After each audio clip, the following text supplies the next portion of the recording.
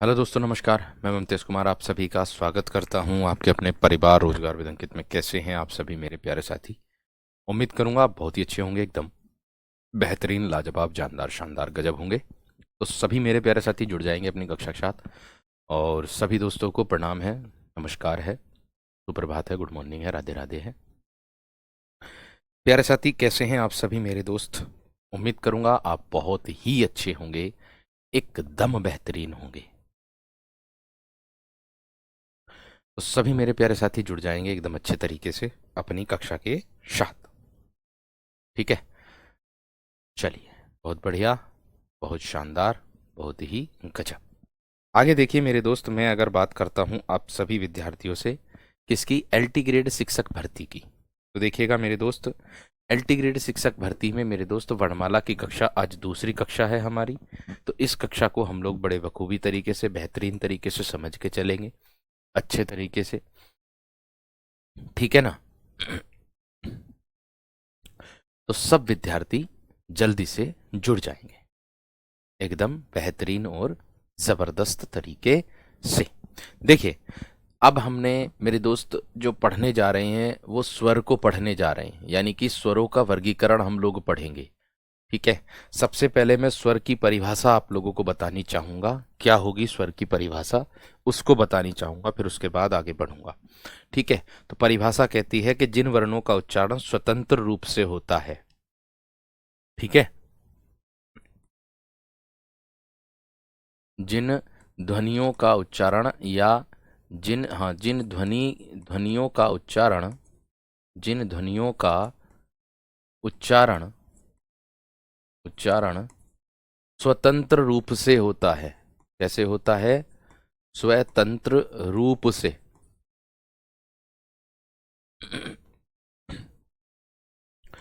स्वतंत्र रूप से होता है, अथवा दूसरे तरीके से परिभाषा और आती है भाई। देखो, परिभाषा का सबसे ज्यादा अहम रोल होता है किस तरीके से परिभाषा पूछ ले, उसको हमें पता होना चाहिए। ठीक है, तो देखो, परिभाषा कहती है कि जिनका उच्चारण बिना अवरोध या विघ्न बाधा के होता है। जिनका उच्चारण जिनका उच्चारण बिना जिनका उच्चारण बिना अवरोध बिना अवरोध या बाधा के बाधा के होता है। जिनका उच्चारण बिना अवरोध या बाधा के होता है, उन्हें मेरे दोस्त हम स्वर कहते हैं, क्योंकि ये अपने आप में क्या होते हैं मेरे दोस्त, ये परतंत्र होते हैं, सॉरी स्वतंत्र।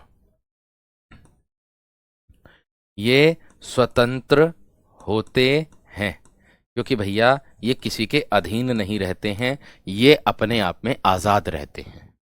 इतनी बात सबकी समझ में आ गई? इतनी बात क्लियर हो गई होगी। अब देखिएगा, आगे चलता हूं मेरे दोस्त, मुख्य बिंदु क्या हो सकते हैं इसके। कुल स्वरों की संख्या की अगर मैं बात करता हूं तो कुल स्वरों की संख्या 11 होती है। कुल स्वरों की संख्या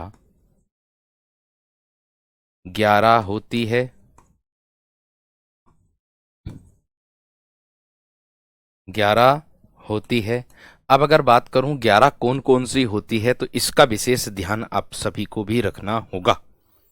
ठीक है, वो क्या है मेरे दोस्त आप लोगों का, कि ए है, ए आ, ठीक है, छोटी ई, बड़ी ई,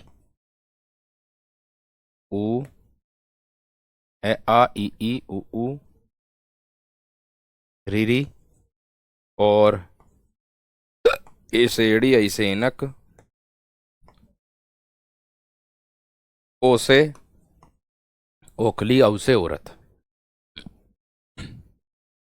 ठीक है, कुल जो होते हैं मेरे दोस्त वो कितने होते हैं? 11 होते हैं, 13 नहीं होते हैं। 13 मेरे दोस्त जो अयोगवाह व्यंजन होते हैं ना, वो उनको नहीं जोड़ा जाता, उनको मान्यता नहीं दी जाती है केंद्रीय हिंदी समिति के द्वारा, केंद्रीय हिंदी निदेशालय द्वारा। क्योंकि केंद्रीय हिंदी निदेशालय ने भी मेरे दोस्त 1967 ईस्वी में केंद्रीय हिंदी निदेशालय का मेरे दोस्त क्या हुआ था, गठन हुआ था, जिसकी अध्यक्षता मेरे दोस्त श्रीमान प्रधानमंत्री जी करते हैं। ठीक है, तो उसकी मैं अगर बात करूं आप लोगों से, जो अयोगवाह व्यंजन होते हैं उनको इसमें मान्यता नहीं दी जाती है, ना ही वह स्वर में जुड़ते हैं, ना ही वह व्यंजन में जुड़ते हैं। कुल कोट कुल कुल वर्णों की संख्या में मेरे दोस्त जोड़े जाते हैं, ये बात का ध्यान रखना। आगे देखो मेरे दोस्त, आगे क्या कह रहा। इसके बाद अगर मैं बात करता हूं मेरे दोस्त, आप लोगों से प्रश्न बनेगा इसमें क्या, इसके बाद प्रश्न बनेगा कि जो उच्चारण के आधार पर स्वर होते हैं, क्या बनेगा, उच्चारण या मैं कह सकता हूं मेरे दोस्त आप लोगों का, उच्चारण या भोलानाथ तिवारी, भोलानाथ तिवारी के अनुसार स्वरों की संख्या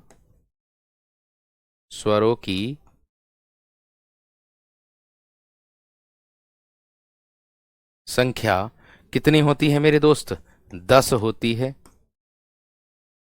10 होती है। आप कहोगे 10 कैसे होती है, ये बात का ध्यान रखना। यहां पर बोला है कि उच्चारण के अनुसार जो है वो स्वरों की जो संख्या होती है वो कितनी होती है, वो 10 होती है। आप कहोगे 10 कैसे कैसे होगी, देखिएगा, एक तो आप लोगों का ए आएगा, एक आ आएगा, छोटी ई बड़ी ई, छोटा ऊ बड़ा ऊ, ए आईड़ी, ऐसे ऐनक, ओ और औ से मेरे दोस्त क्या हो जाएगा, आप लोगों का औरत हो जाएगा। ठीक है, तो ये होते हैं, बस किसको मान्यता नहीं दी जाती यहां पर मेरे दोस्त, री से रीरी जो होता है ये वाला वर्ण, इसको मान्यता नहीं दी जाती है। री से रीरी जो होता है मेरे दोस्त, इसको मान्यता नहीं दी जाती है। इसका कारण क्या है मैं आप लोगों को बताना चाहूंगा। इसका कारण मेरे दोस्त क्या होगा आप लोगों का, देखिए, इसका एक मुख्य कारण यह है कि री से रीरी जो है ये तत्सम शब्दों में मेरे दोस्त गिना जाता है। किसमें गिना जाता है, ये तत्सम शब्दों में मेरे दोस्त गिना जाता है, और इसको तत्सम शब्दों के अंतर्गत माना जाता है, और उसको उसकी संज्ञा भी मेरे दोस्त दी जाती है। तत्सम शब्दों की संज्ञा भी मेरे दोस्त इसको दी जाती है। अब अगर मैं बात करूं मेरे दोस्त, इससे संबंधित मेरे दोस्त क्या प्रश्न बन सकता है रीरी से, देखिए यहां ध्यान देना, रीरी से संबंधित क्या प्रश्न बन सकता है आप लोगों का। रीरी जो वर्ण होता है, ये जो वर्ण है मेरे दोस्त आप लोगों का रीरी, ठीक है, रीरी जो वर्ण होता है ये मेरे दोस्त आपका कैसे मिलता है, ये कैसे बनता है, ये बनता है आपका रे और ई के योग से, रे और ई के योग से मिलकर बनता है, बराबर में क्या बनता मेरे दोस्त, रीरी, ये मिलकर बनता है। ठीक है, लेकिन रीरी का जो मात्रात्मक चिन्ह होता है, इसका जो मात्रात्मक चिन्ह होता है, इसका मात्रात्मक यानी कि जो मात्रा लगाते हैं हम, है ना, मात्रात्मक चिन्ह, वो क्या होता है, वो होता है ये मेरे दोस्त इस तरीके से, एक इस तरीके से लटकी रहती सी, लड़ी सी लटकी रहती, रे लटका रहता, जैसे शब्द दे देता हूं कृपा, ये वाला, है ना, या कृपया, ये वाला, इस तरीके से मेरे दोस्त शब्द दे देता हूं। ठीक है, जो इसके अंतर्गत मेरे दोस्त आता है, जैसे मैं कह दूं नृत्य, नृत्य, भृत्य, इस तरीके से मेरे दोस्त ये री की मात्रात्मक चिन्ह होता है। ये क्या होता है मेरे दोस्त, ये री की मात्रात्मक चिन्ह होता है। बस इससे एक प्रश्न और बनता है, क्या, कि हिंदी वर्णमाला में रीरी जो है वो किन स्वरों के मध्य आता है, ये प्रश्न बनेगा भाई, आपको ध्यान रखना है।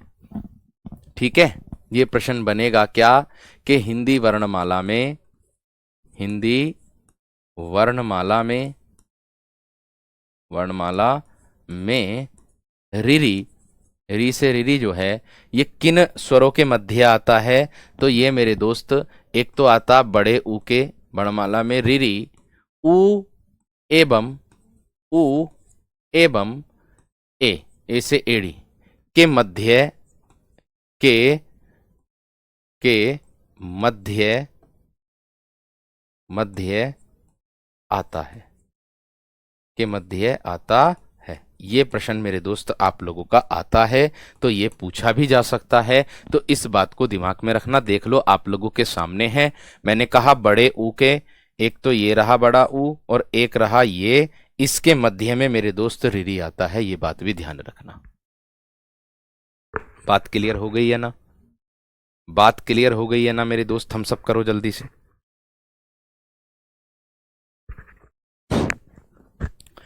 बात क्लियर हो गई है ना? इतनी बात जो मैंने यहां पर बताई, इतनी बात क्लियर हुई है ना? फटाफट बताइएगा मेरे दोस्त, जल्दी से, एकदम बेहतरीन तरीके से।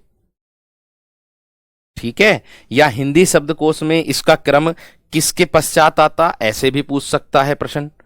ऐसे भी पूछ सकता है कि हिंदी शब्दकोश में, हिंदी शब्दकोश में, हिंदी शब्दकोश में रिरी का क्रम, रिरी का क्रम किसके पश्चात आता है? तो मेरे दोस्त हिंदी शब्दकोश में री का जो क्रम है वो बड़े ऊ के, बड़े ऊ के पश्चात मेरे दोस्त आता है। किसके पश्चात आता है? बड़े ऊ के पश्चात मेरे दोस्त आता है। बड़े ऊ के पश्चात आता है। ये बात भी आपको दिमाग में ही रखनी है। इतनी बात समझ में आ गई? इतनी बात क्लियर हो गई है ना? नई चीज मिल रही है, नई जानकारी, ये बताओ पहले तो। ठीक है ना? नई चीज मिल रही है ना? ठीक। इसका जो प्रयोग होता है मेरे दोस्त, वो हमेशा किस में होता है? वो मेरे दोस्त तत्सम शब्दों में प्रयोग होता है। इसका प्रयोग, यानी कि रिरी का, इसका प्रयोग तत्सम शब्दों में होता है। तत्सम शब्दों में होता है। इसका जो प्रयोग है वो किस में होता है? तत्सम शब्दों में होता है। ठीक है? इतनी बात, बात क्लियर हो गई मेरे दोस्त? बात इतनी क्लियर हो गई है ना? एक बार थम्स अप करके बताओ जल्दी से, एक बार थम्स अप करके बताओ। ये जो बात लिखी ना मैंने यहां पर, देखो,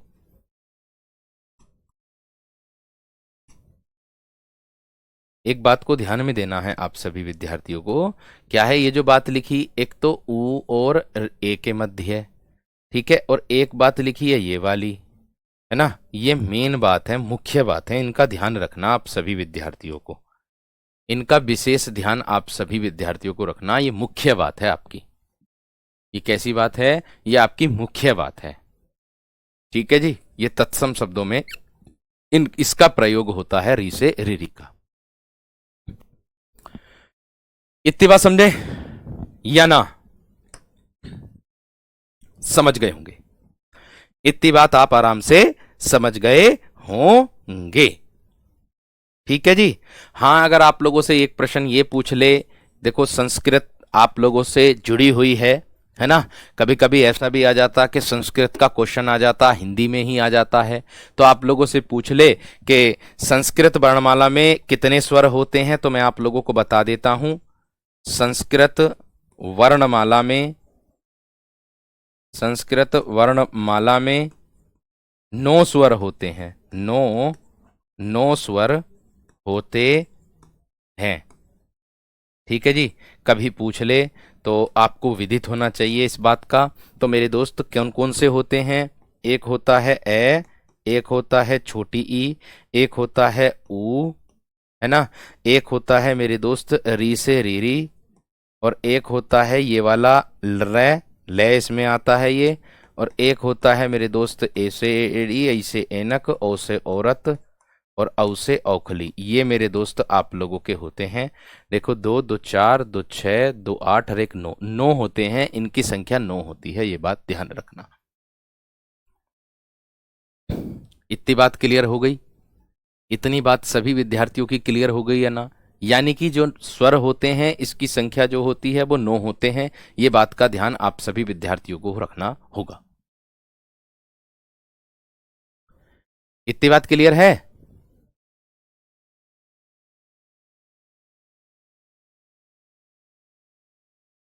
इतनी बात क्लियर है ना? फटाफट थम्स अप करके बताओ यहां तक। ठीक है, आगे देखो। इसके बाद आगे बढ़ता हूं मेरे दोस्त आप लोगों से। यहां तक तो क्लियर सभी विद्यार्थियों की हो गई होगी। हाँ, देखो, उच्चारण के आधार पर स्वरों की संख्या पूछ ली आपसे, या फिर मेरे दोस्त भोलानाथ तिवारी के अनुसार स्वरों की संख्या पूछ ली, तो आपको 10 ही लगाना है। हाँ, एक मुख्य बिंदु और आता है आप लोगों का, क्या कि हिंदी भाषा में मात्राएं कितनी होती हैं। तो मेरे दोस्त मैं आप लोगों को बता दूं, हिंदी भाषा में मात्राएं 10 होती हैं। हिंदी भाषा में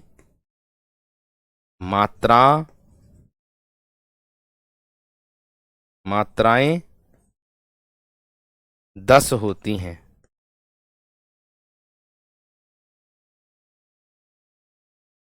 हिंदी भाषा में जो मात्राएं होती हैं वो कितनी होती हैं मेरे दोस्त? वो आपकी 10 होती हैं। इतनी बात सबकी समझ में आ गई होगी।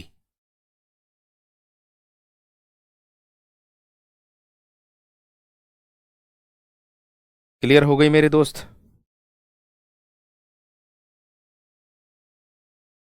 क्लियर हो गई मेरे दोस्त? ठीक है ना? आप कहोगे कैसे सर जी, मात्राएं 10 कैसे होती हैं, ये और बता दीजिएगा। तो मेरे दोस्तों मैं आपको विधिवत तरीके से मात्राओं को भी बता देता हूं, कौन कौन सी मात्राएं आपकी होती हैं। देख लो, देखो, ए की तो कोई मात्रा ही नहीं होती है। ए की मात्रा मेरे दोस्त कोई मात्रा नहीं होती है। अगर मैं आ की बात करूंगा ना, ये आ, इसकी मात्रा मेरे दोस्त, ये आ का डंडा होता एक। ठीक है, ध्यान रखना मेरे दोस्त।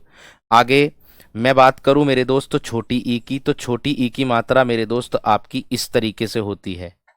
छोटी ई की जो मात्रा है वो मेरे दोस्त आपकी इस तरीके से होती है। किसी भी बण पर मेरे दोस्त आपकी लगती है।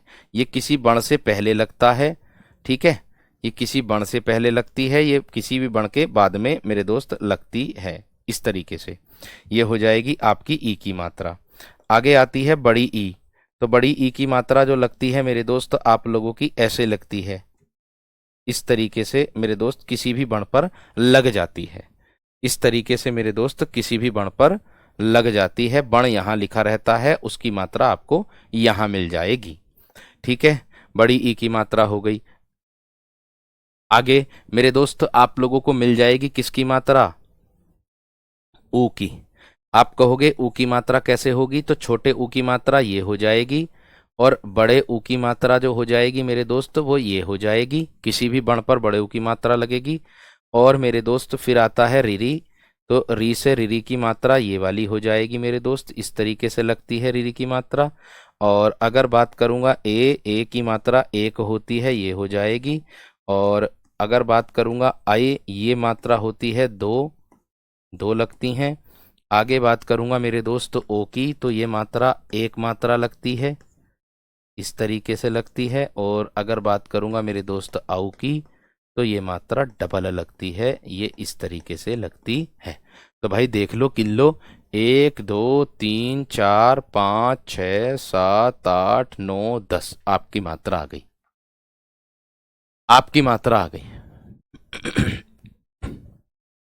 देख लो, आपकी मात्रा कितनी हो गई मेरे दोस्त? 10। कितनी मात्राएं हो गई? 10 आप लोगों के सबके सामने है। इतनी बात सभी विद्यार्थियों की क्लियर हो गई होगी। ठीक है जी, इतनी बात क्लियर है। चलिएगा, अब आगे बढ़ता हूं मेरे दोस्त मैं स्वरों के वर्गीकरण की ओर। अब मैं किसकी ओर बढ़ता हूं मेरे दोस्त? स्वरों का जो वर्गीकरण है उसकी ओर बढ़ता हूं। स्वरों का वर्गीकरण। अब आपको यहां पर मेन चीज आपको मिलेगी। देखिए क्या, अब अगर बात कर रहा हूं स्वरों के वर्गीकरण की, तो स्वरों के वर्गीकरण में सबसे पहले प्रकार मेरे दोस्त आपको मिलेगा क्या? उत्पत्ति के आधार पर। किसके? सबसे पहला प्रकार मेरे दोस्त आपको मिलेगा उत्पत्ति के आधार पर। उत्पत्ति के आधार पर स्वर। उत्पत्ति के आधार पर स्वर। तो मेरे दोस्त कितने प्रकार होंगे इसके? इसके जो प्रकार हैं वो मेरे दोस्त आप लोगों के दो प्रकार होंगे। कितने प्रकार होंगे इसके? दो। आप कहोगे उत्पत्ति के आधार पर जो प्रकार दो होंगे वो कौन कौन से होंगे? उसको ध्यान में रखना है आपको। उसको क्या रखना है ध्यान में? कौन सा प्रकार होगा? एक तो हो जाएगा मेरे दोस्त आपका मूल स्वर, मूल स्वर जिसको आप मौलिक भी कह दोगे, मौलिक स्वर के नाम से भी जाना जाता है। जिसको आप किसके नाम से भी कह दोगे? मौलिक स्वर के नाम से भी जाना जाता है। या मैं कह दूं कि जिन स्वरों का निर्माण एक खंड द्वारा होता है। मौलिक स्वर की अगर मैं बात करूं या मूल स्वर की बात करूं मेरे दोस्त आप लोगों से, जिन स्वरों का निर्माण, जिन स्वरों का निर्माण निर्माण एक खंड द्वारा होता है, एक खंड द्वारा होता है, जिन स्वरों का निर्माण एक खंड द्वारा होता है उसको क्या कहते हैं? मूल स्वर मेरे दोस्त हम कहते हैं, या उन्हें हम क्या कहते हैं? मूल स्वर कहते हैं। उन्हें क्या कहते हैं? उन्हें मूल स्वर कहते हैं। इनकी संख्या पूछे, मूल स्वरों की संख्या, मूल स्वरों की संख्या पूछ सकता है। इनकी संख्या, इनकी संख्या कितनी होती है? 4। इनकी संख्या 4 होती है। इनकी संख्या कितनी होती है मेरे दोस्त? आपकी 4 होती है। आप कहोगे 4 कौन कौन सी होगी? चारों को लिखकर बताइएगा सर। आप कहोगे कि 4 संख्या कौन कौन सी होगी, उन चारों को बता दीजिएगा। तो मेरे दोस्त एक तो होती है आपकी ए, एक हो जाएगी ई, एक हो जाएगा मेरे दोस्त छोटा ऊ, और एक हो जाता है आप लोगों का री से री। ये है मेरे दोस्त मूल स्वरों की संख्या। मैंने कहा ये है मेरे वीर आप लोगों की मूल स्वरों की संख्या। आपसे मैं कह दूं कि जिन स्वरों का निर्माण एक खंड के द्वारा होता, इसको ए को तोड़ोगे तो ये टूटने का ही ना, ये अपने आप अपने ही वर्ण में मेरे दोस्त स्वयं बना हुआ है। ए ई उ और री, ये चारों के चारों आपके मूल स्वर कहलाते हैं।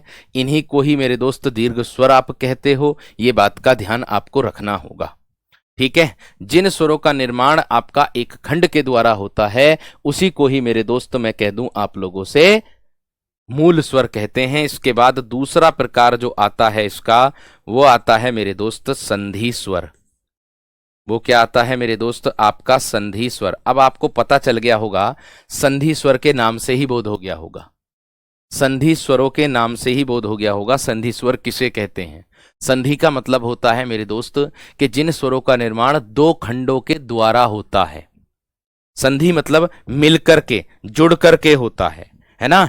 तो जिन स्वरों का निर्माण 2 खंड द्वारा होता है, जिन स्वरों का निर्माण 2 खंड द्वारा हो, 2 खंड द्वारा, 2 खंड द्वारा होता है, होता है, उसी को मेरे दोस्त हम क्या कहते हैं? संधि स्वर कहते हैं। उसे क्या कहते हैं? संधि स्वर कहते हैं। अब अगर मैं बात करूं इनकी संख्या की, तो इनकी जो संख्या होती है मेरे दोस्त वो 7 होती है, या इसके भेद कह दो तो इसके जो भेद होते हैं वो 2 होते हैं संधि स्वर के। एक होता सजातीय और एक होता विजातीय, यानी कि ये 2 प्रकार के होते हैं,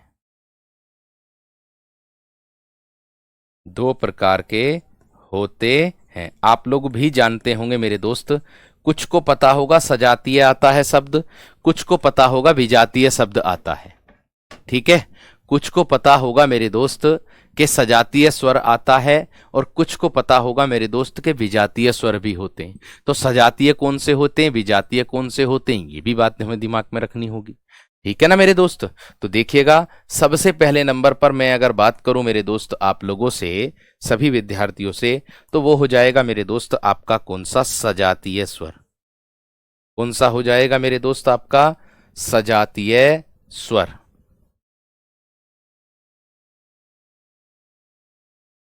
सजातीय स्वर। अब इसकी परिभाषा समान है मेरे दोस्त, क्या है? सैफोर समान और जाति। अर्थात जिन वर्णों का निर्माण समान जाति के योग से मिलकर बनता है। बात समझ में आ गई क्या ना? ये बात क्लियर हो रही है ना मेरे दोस्त? अरे रिरी को रे और ई से मिलाकर के मिला रहे हैं, जभी तो उसको उच्चारण के आधार पर नहीं रख रहे हैं, क्योंकि इसमें व्यंजन और स्वर दोनों का ही रोल है। समझ में आ रही है नहीं बात? इसलिए इसको हम कुल स्वरों में नहीं, मतलब कुल स्वरों में तो जोड़ते हैं, उच्चारण के आधार पर, और भोलानाथ तिवारी ने इसको नहीं माना है, इसीलिए इसको संस्कृत भाषा के अंतर्गत माना गया है ज्यादातर। समझ में आ गई? अब देखो यहां पर विशेष तरीके से ध्यान रखना, सैफ और समान और जाति, अर्थात जिसके या जो स्वर ऐसा स्वर हो जो दोनों तरफ समान जाति के योग से मिलकर बनता हो, है ना? जो स्वर समान जाति के योग से निर्मित हो, जो स्वर समान जाति के योग से मिलकर बने, समान जाति से निर्मित हो, यानी कि ऐसा वर्ण या ऐसा स्वर जो दोनों तरफ समान जाति हो, दोनों तरफ समान ही वर्ण हो उसके, ठीक है, उसी को कहते हैं सजातीय। उसी को क्या कहते हैं मेरे दोस्त? तो सजातीय। आप कहोगे कैसे? भैया इनकी जो संख्या होती है ना, इनकी संख्या 3 होती है। इनकी संख्या कितनी होती है मेरे दोस्त? 3 होती है। कितनी होती है इनकी संख्या? 3 होती है। ठीक है। अब अगर खंड का मतलब बात करूं सर, लेकिन सर इसके खंडन कैसे मन सकते? खंडन का मतलब होता है कि जो एक खंड द्वारा निर्मित होता है, मतलब जो स्वयं निर्मित होता, ए ई उ और री, इसको किसी की आवश्यकता नहीं पड़ती है। इतना विशेष तरीके से ध्यान रखना आप लोगों का कि ये जो रीरी है, ऐसा मत कहो कि ना रीरी जो मिलकर बनता है ये रे और ई के योग से मिलकर बनता। अरे उच्चारण में ही तो मिलकर बनता है, लेकिन ये मूल स्वरों के अंतर्गत आता है, री से रीरी, लेकिन ये मूल स्वरों के अंतर्गत आता है। ये बात का ध्यान आपको रखना है। ठीक है। उच्चारण कैसे होता है ये है प्रश्न वो, कि रे और ई के योग से री री री री से री री, ऐसा ना बोलते तो उच्चारण के आधार पर आप उसको कह सकते हो कि ये मेरे दोस्त रे और ई के योग से मिलकर बनता है, 2 के योग से मिलकर बनता, इसीलिए इसको ऐसा रखते हैं, ऐसा बोलते हैं। ठीक है। अब यहां देखिएगा कि जो स्वर समान जाति से निर्मित होते हैं उसी को कहते हैं। आप कहोगे कि भैया जी समान जाति से कौन से स्वर ऐसे हैं जो निर्मित होंगे, है ना? आपके सबके दिमाग में बात बनेगी कि भैया जी समान जाति के योग से ऐसे कौन से स्वर हैं जो बन गए हैं? आप कहोगे, सबके दिमाग में बात आएगी कि भैया जी ऐसे कौन से स्वर हैं जो समान जाति के योग से मिलकर बनते हैं। तो मेरे दोस्त मैं आप सभी विद्यार्थियों को बताना चाहूंगा 3 स्वर ऐसे हैं जो मेरे दोस्त आपके समान जाति के योग से मिलकर बनते हैं, और सबकी समान जाति मेरे दोस्त होती है। आप कहोगे कौन कौन से हैं, तो मैं आपको यहां बखूबी तरीके से समझाऊंगा। एक तो होता है मेरे दोस्त आप लोगों का आ, एक होता है बड़ी ई, और एक होता है मेरे दोस्त आपका बड़ा ऊ। ये होते हैं सजातीय। आप कहोगे ये दोनों समान जाति के योग से कैसे मिलकर बनेंगे? ये आ जो है ये मिलकर बनेगा आपका किसके योग से? आ ए और ई के योग से, ए और आ के योग से मिलकर बनेगा।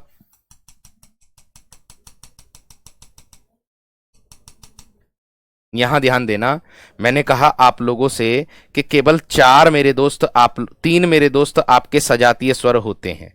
आप कहोगे 3 कौन कौन से सजातीय स्वर होते हैं? मैं सब विद्यार्थियों को बताना चाहूंगा। 3 होते हैं। एक तो हो जाएगा मेरे दोस्त आपका आ, एक हो जाएगा बड़ी ई, और एक हो जाएगा आपका बड़ा ऊ। ये होते हैं 3 आपके सजातीय स्वर। ये क्या होते हैं मेरे दोस्त? आप लोगों का 3 होते हैं आप लोगों के सजातीय स्वर। अब आप कहोगे कि भैया जी ये जो आ है ये जो आ है ये किसके योग से मिलकर बनेगा? ये देखिए आ जो है मेरे दोस्त ये आपका ए और ए के योग से मिलकर बनेगा। बनेगा कि नहीं बनेगा? बिल्कुल बनेगा।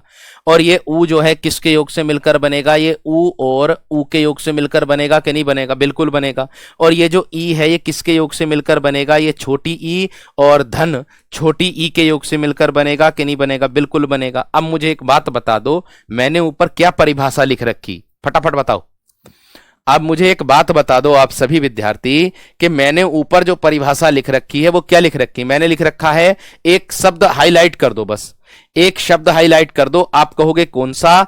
जो स्वर समान जाति, ये वाला शब्द हाईलाइट कर दो, जो स्वर समान जाति के योग से मिलकर बनते हैं। तो अब मैं आपको बता दूं समान जाति, देखिए आ और आ ए ये हो गया, और ऊ और ऊ ये हो गया, और ई और ई ये हो गया। अब बताओ मेरी बात सिद्ध हो गई या ना? अब बताओ मेरी बात सिद्ध हो गई या ना? जो मैंने आपको बताई, जो मैंने आपको समझाई, मेरी बात सिद्ध हुई या ना? बताओ वीरो, फटाफट बताओ शेरो। जो स्वर समान जाति के योग से मिलकर बनते हैं उसी को ही तो कहते हैं सजातीय। समझ रहे या ना? इतनी बात।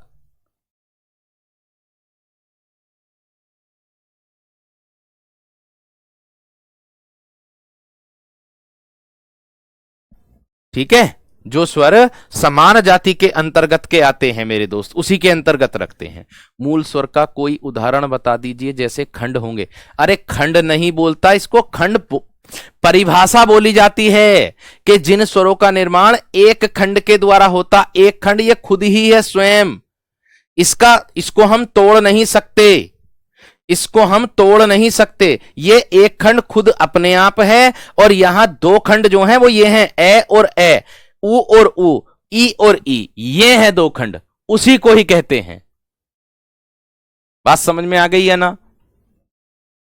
बात बताओ क्लियर हो गई है ना मेरे दोस्त? इतनी बात क्लियर है? क्यों भाई, इतनी बात क्लियर हुई है ना? जल्दी से बताओ फटाफट हम सब करके।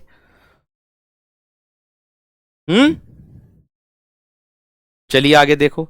ये तो हो गए संधि स्वर के प्रकार में सजातीय स्वर। एक और आता है इसी के अंतर्गत जिसको हम बोलते हैं विजातीय स्वर। एक और आता है, वो कौन सा होता है? विजातीय। विजातीय स्वर।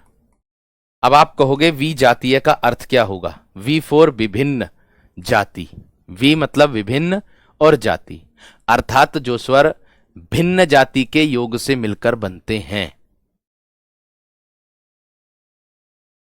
मैंने क्या कहा? जो स्वर भिन्न जाति के योग से मिलकर बनते, वी मतलब विभिन्न और जाति, यही बन जाएगा। मैंने कहा कि जो स्वर विभिन्न जाति मतलब अलग अलग जाति के योग से मिलकर बनते हैं, विभिन्न जाति के योग से निर्मित हो, योग से निर्मित हो, भिन्न जाति के योग से निर्मित हो, उसको क्या कहते हैं मेरे दोस्त? विजातीय स्वर कहते हैं। उसको क्या कहते हैं मेरे दोस्त? विजातीय स्वर कहते हैं। इतनी बात सबकी समझ में आ गई? इतनी बात क्लियर हो गई? अब देखो आप लोगों का, मैंने कहा जो विजातीय स्वर उसको कहते हैं जो विभिन्न जाति के योग से निर्मित होते हैं। अब आप लोगों को मेरे दोस्तों मैं विजातीय स्वर दूंगा तो आप बताओगे हाँ जी हाँ जी हाँ जी हाँ जी, बिल्कुल सही बात कही है आपने कि विजातीय स्वर वाकई में विजातीय स्वर है। विजातीय जो स्वर है वाकई में विजातीय स्वर हैं, ये वाकई में विभिन्न जाति के योग से ही निर्मित हो रहे हैं। एकदम बात सही पकड़ लोगे आप सभी विद्यार्थी। आप कहोगे कैसे? देखो, जैसे मैं आप लोगों से कहूंगा कि एक होता है ऐसे एड़ी, और एक होता है ऐसे ऐनक, और एक होता है मेरे दोस्त आप लोगों का औ से औरत, और एक होता है मेरे दोस्त आप लोगों का औ से औरत, और एक होता है औ से ओखली। ये है मेरे दोस्त आपके विजातीय स्वर। आप कहोगे ये विभिन्न जाति के योग से कैसे निर्मित होंगे सर? तो ये विभिन्न जाति के योग से ऐसे निर्मित होंगे। अब आप देखोगे इनको, ये जो ऐसे एड़ी है ये किसके योग से मिलकर बनता है पता है आप सभी विद्यार्थियों को? ये मिलकर बनता है ए और धन ई के योग से। और ये मिलकर बनता है किसके योग से? ए और धन ए के योग से। और ये मिलकर बनता है मेरे दोस्त आपका ए और धन ऊ के योग से। और ये मिलकर बनता है आपका ए और धन ओ के योग से। तो आपको मैं बता दूं, सभी मेरे प्यारे साथियों को मैं बता देता हूं कि मेरे दोस्त ये मिलकर इससे बनेगा, ये मिलकर इससे बनेगा, ठीक है, ये इससे मिलकर बनेगा और ये इससे मिलकर बनेगा और ये मेरे दोस्त इससे मिलकर बनेगा। तो आपको पता चल गया होगा ये चारों के चारों विजातीय क्यों कहे जा रहे हैं। ये चारों के चारों विजातीय क्यों कहे जा रहे हैं? क्योंकि मेरे दोस्त ये विभिन्न जाति के योग से निर्मित हो रहे हैं और इसका विशेष तरीके से ध्यान रखना, औ से ओखली होता है और औ से औरत होता है, ठीक है। मैंने कहा मेरे दोस्त, तो इस बात का विशेष ध्यान आप लोगों को रखना है कि ये विभिन्न जाति के योग से निर्मित हो रहे हैं, इसीलिए इसको मेरे दोस्त क्या कह रहे हैं? हम विजातीय स्वर कह रहे हैं। और आपको मैं बता देता हूं एक और मुख्य बात इसी की। आप कहोगे क्या है मुख्य बात इसी की? इन दोनों की एक और मुख्य बात है, वो ये है कि जो मैं गोल गहरे में बंद करूंगा ना, ये वाले, ये दोनों क्या है मेरे दोस्त? ये दोनों के दोनों क्या हैं? जो गोल गहरे में मैंने बंद किए हैं, ये दोनों के दोनों क्या हैं? आप जानते हैं इनको क्या है? ये बताओ। ये मेरे दोस्त जो गोल गहरे में बंद है ना, जो गोल गहरे में बंद हैं, विशेष तरीके से ध्यान दो मेरी बात पर।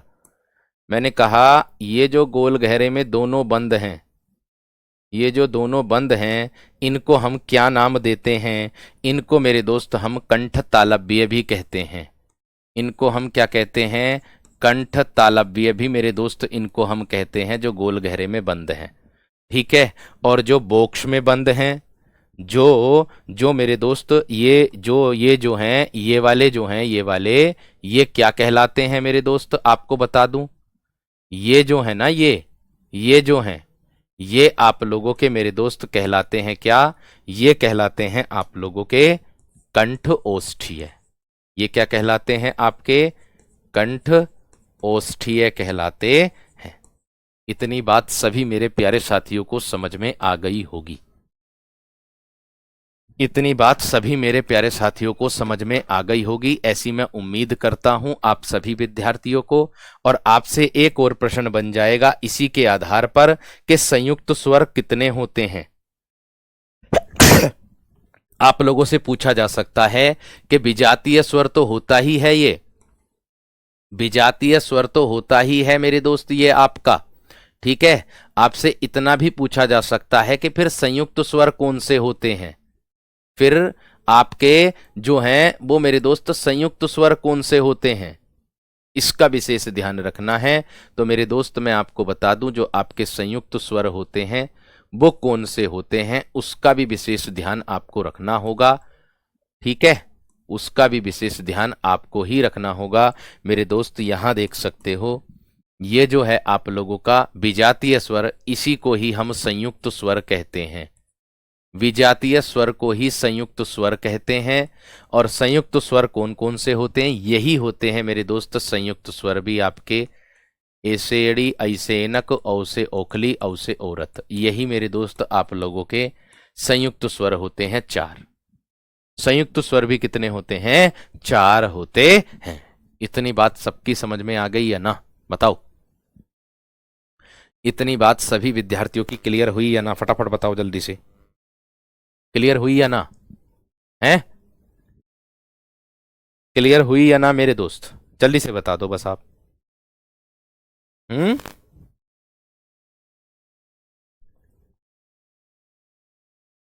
इतनी बात सबकी क्लियर हुई? अगला मुख्य बिंदु क्या कहता है हमारा? यहां तक सबका समझ में आ गया होगा ऐसी मैं उम्मीद करूंगा। आगे मेरे दोस्त पूछा जा सकता है कि हिंदी में मात्रा, अगला मतलब वो पूछा जा सकता है हिंदी में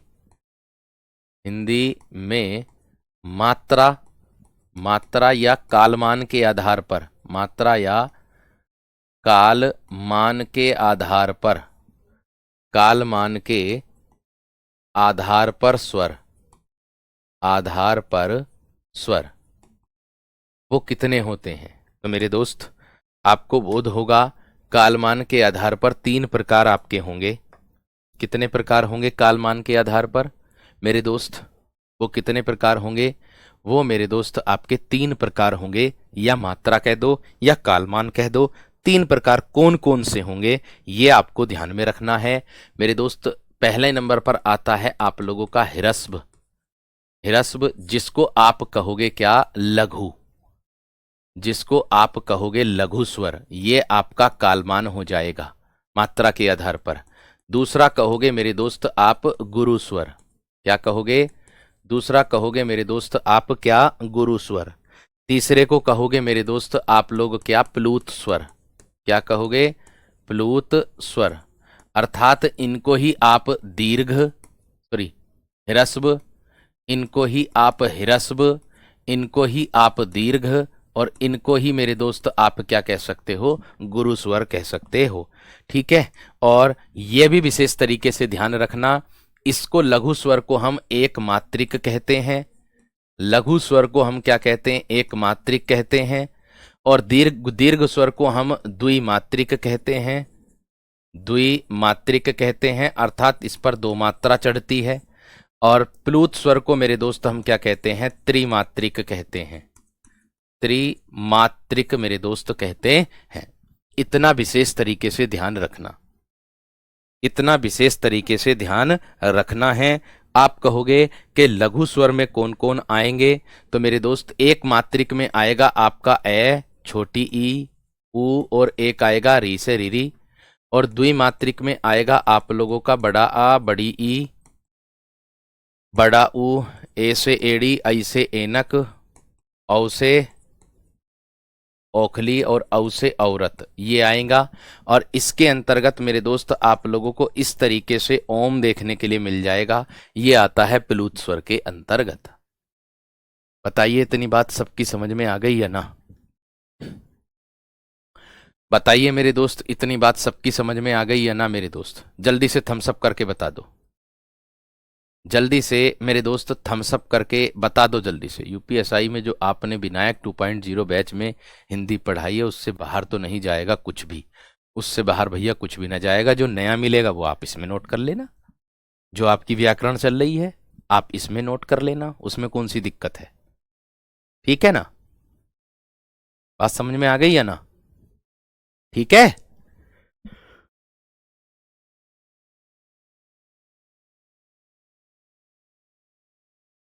ठीक है ना?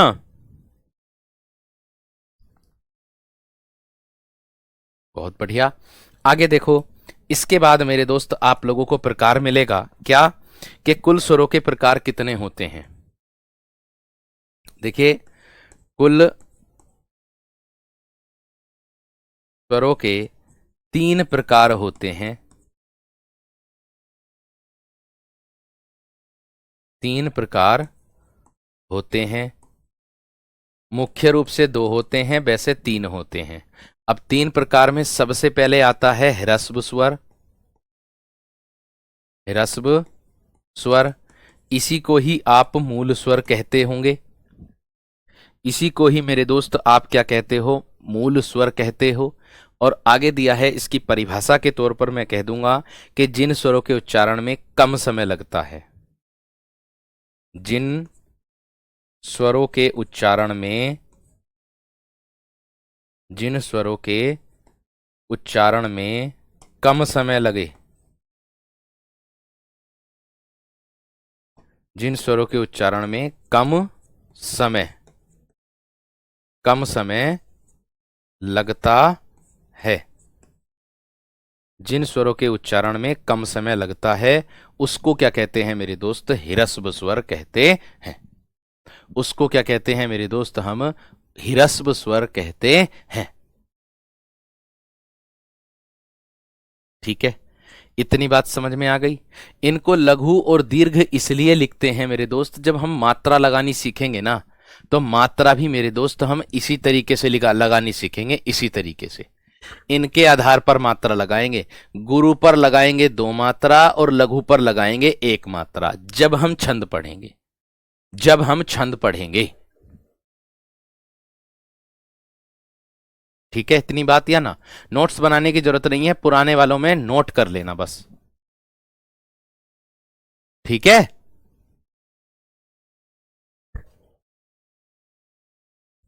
ठीक है, तो भैया ये हो गए ह्रस्व स्वर। इनकी संख्या की अगर मैं बात करूं तो इनकी संख्या 4 होती है। इनकी संख्या इनकी संख्या 4 होती है। इनकी संख्या कितनी होती है मेरे दोस्त? 4 होती है। अगर मैं बात करूं आप लोगों से कैसे, 4 कौन कौन से होते हैं? जो आप लोगों के होते हैं, ये एक ए आ जाएगा, एक ई आ जाएगा, एक ऊ आ जाएगा और एक री से रिरी आ जाएगा, ये वाला। ये होती है इनकी संख्या 4।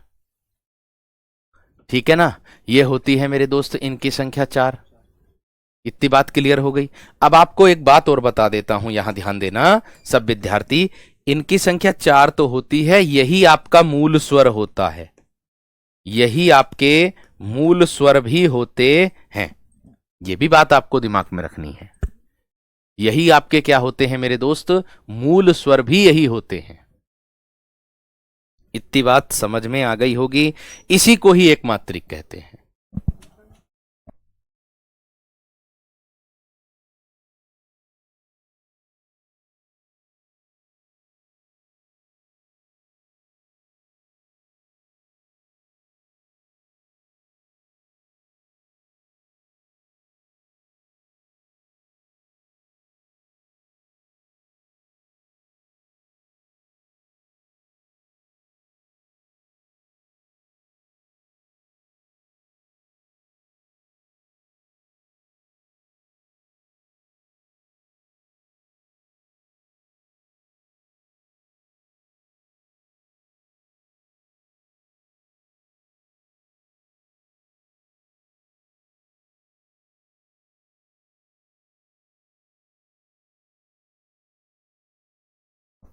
आगे देखो मेरे दोस्त, इसके बाद बढ़ते हैं आगे। ह्रस्व स्वर के बाद मेरे दोस्त आप लोगों को देखने के लिए मिलेगा कौन सा स्वर? दीर्घ स्वर। क्या मिलेगा? दीर्घ स्वर। इसमें क्या होगा? इसमें मेरे दोस्त उच्चारण करने पर ह्रस्व की अपेक्षा अधिक समय लगेगा। मैंने क्या कहा? इसमें क्या होगा? दीर्घ स्वर में, दीर्घ स्वर में मेरे दोस्त ह्रस्व स्वरों की अपेक्षा अधिक समय लगता है। इनके उच्चारण में, इनके उच्चारण में, उच्चारण में ह्रस्व स्वरों की अपेक्षा, ह्रस्व स्वरों की अपेक्षा अधिक समय लगता है। अधिक समय, अधिक समय लगता है। अधिक समय लगता है। किसके अंतर्गत आता है? दीर्घ स्वर के अंतर्गत आता है। इतनी बात सबकी समझ में आ गई है ना? इतनी बात सबकी क्लियर हो गई है ना मेरे दोस्त? हम सब करके बताओ जल्दी से यहां तक, एकदम बेहतरीन तरीके से।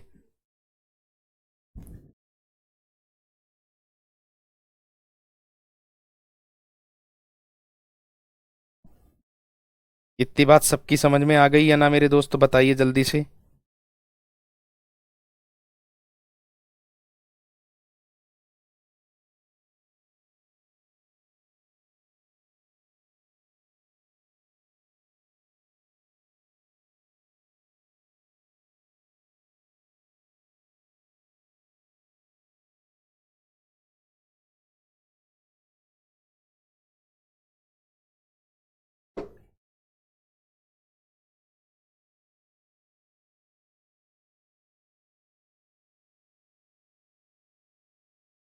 क्लियर है दोस्त? चलिए आगे देखो। अब इसका क्या होता है, यहां ध्यान दीजिएगा। इनकी संख्या कितनी होती है मेरे दोस्तों? इनकी जो संख्या है वो कितनी है? वो आपकी 7 होती है। कितनी है इनकी संख्या? 7। कौन कौन से होते हैं? बड़ा आ, बड़ी ई, बड़ा ऊ, ए से एड़ी, आई से ऐनक, औ से औरत, वो ओखली, औ से ओखली, औ से औरत। ये हो जाएगा। ठीक है। और इसी को ही आप क्या कहते हो, द्विमात्रिक, क्योंकि इसमें दो मात्रा का बोध होता है। इसी को आप क्या कहते हो, द्विमात्रिक स्वर भी कहते हो, क्योंकि इसमें मेरे दोस्त दो मात्रा का बोध होता है। इतनी बात समझ में आ गई। और जो हमने ये लिखा था मेरे दोस्त, यहां पर संयुक्त स्वर जो लिखे थे, ये सजातीय वाले जो स्वर लिखे थे, तो सजातीय स्वर के ऊपर आप लोगों से एक प्रश्न आ जाता है कि मूल दीर्घ स्वर कौन से। मूल दीर्घ स्वर जिसमें मूल भी हो, जो मूल स्वरों का भी मेरे दोस्त उसमें योग हो, और दीर्घ स्वर भी हो उसमें, तो कौन से हैं। तो एक बात का ध्यान रखना, मूल स्वर, मूल दीर्घ स्वर जो हैं वो यही होते हैं मेरे दोस्त आप लोगों के, ये बड़ा आ, बड़ी ई और बड़ा उ, ये होते हैं मेरे दोस्त मूल दीर्घ स्वर। कौन से होते हैं, यही होते हैं आप लोगों के मूल दीर्घ स्वर, जो होते हैं यही होते हैं जो आपके सामने हैं। बात समझ में आ गई है ना। बड़ा आ, बड़ी ई और बड़ा उ, इन्हीं को ही मूल दीर्घ स्वर कहते हैं। इन्हीं को ही हम क्या कहते हैं, मूल दीर्घ स्वर कहते हैं। ठीक है जी, इतनी बात सबकी समझ में आ गई। और लास्ट में नंबर 3 पर आता है मेरे दोस्त आपका प्लूत स्वर। क्या आता है मेरे दोस्त, आपका प्लूत स्वर आता है।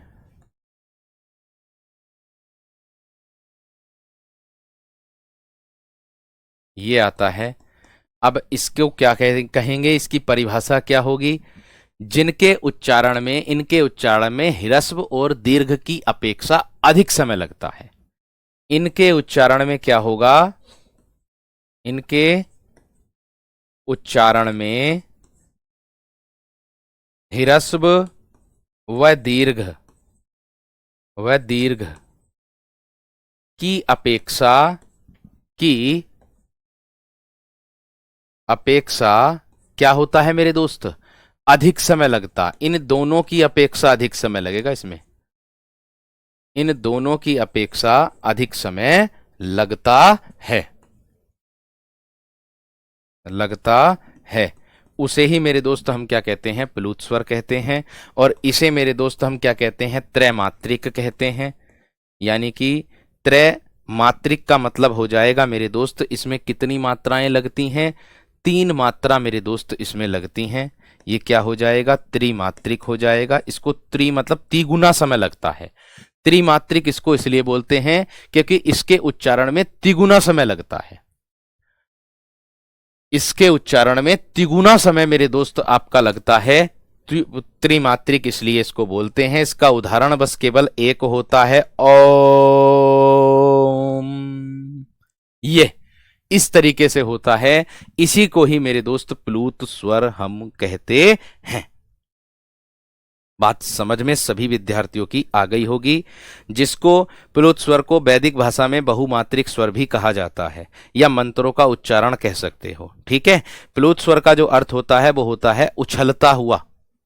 इसका जो अर्थ होता है वो होता है उछलता हुआ,